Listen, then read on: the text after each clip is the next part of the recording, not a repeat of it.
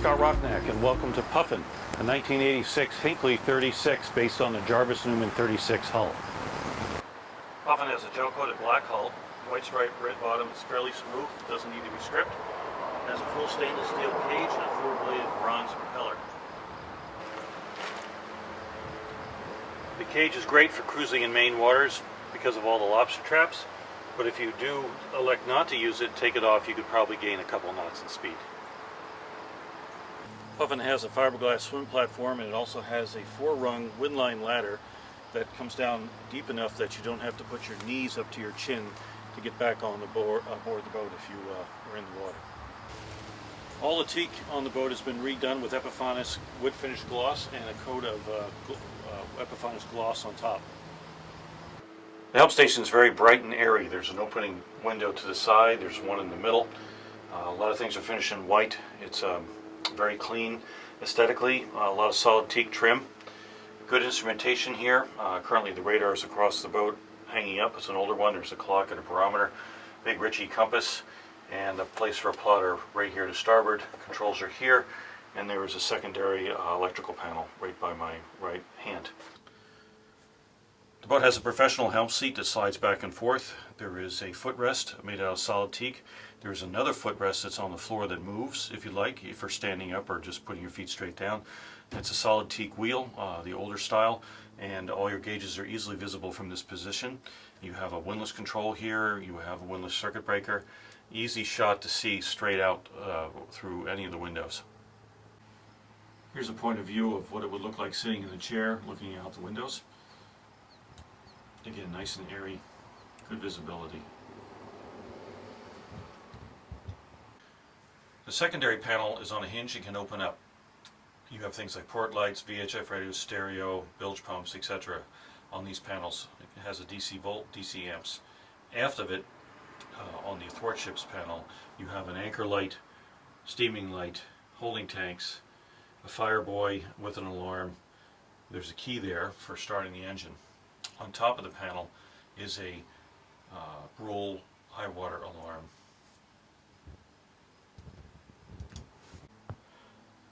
The primary panel has the AC volts, and it has the selector switches for shore power or generator, and all the AC, that is alternating current, switches below it, such as the refrigerator, stove, outlets, etc., battery charger. Above that are an oil pressure gauge, a water temperature gauge, and an hour meter for the generator itself. The main panel has a B&G depth sounder, tachometer, rudder angle control, hour meter, which is showing about 1900 hours, pressure and temperature gauges, floodlight control, and this is a fuel tank monitor here. There's also a bow thruster over to port.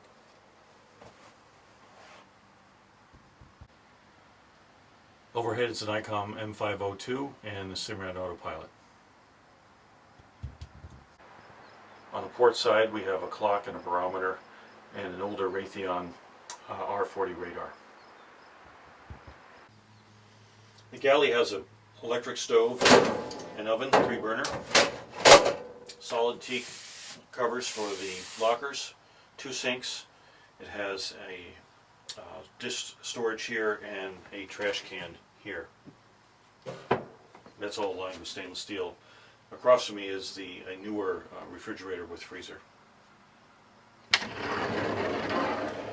The door slides and it's solid teak with stainless steel and chrome over bronze fittings.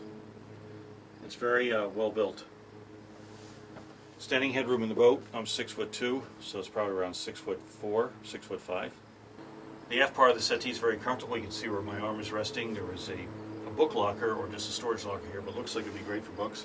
Binocular holder here, another small shelf, and this settee all slides out to be a double.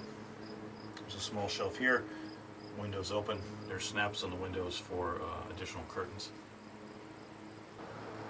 Starboard side has a cabinet with 2 shelves and a shelf on the bottom for things like a milk crate, stereo, drawers, storage, a Link 10, which is a 12-volt monitor for amps and battery voltage, and an AC outlet right here. Of course, there's a shelf overhead.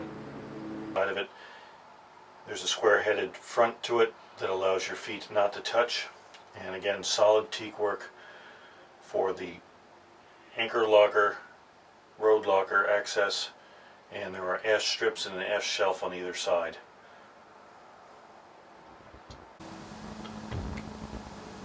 Port side, large drawers and a shelf overhead. Starboard side is a large hanging locker with a mirror. You're seeing which looks like a second door. That's actually the mirror reflecting the first door. Berth has an air conditioning control on the bulkhead where the hanging locker is. The door to the V-berth is all solid teak.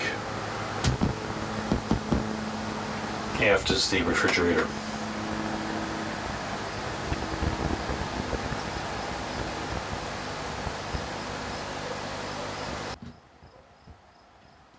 The head is rather spacious. It's all finished in Herreshoff style with white and teak. Sliding panels, storage locker, handhold, storage underneath, a covered toilet paper holder, and a marine head. The grate on the floor allows you to use the head as a shower as well. Looking aft, we can see the microwave to starboard, the steps for the companionway, and also access to the engine.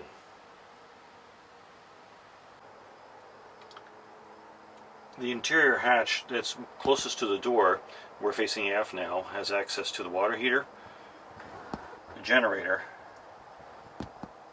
It looks like a holding tank, and batteries underneath of this box.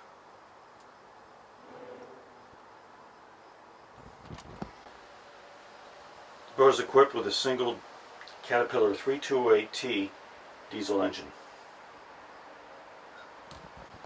The boat has fuel tanks both to port and to starboard.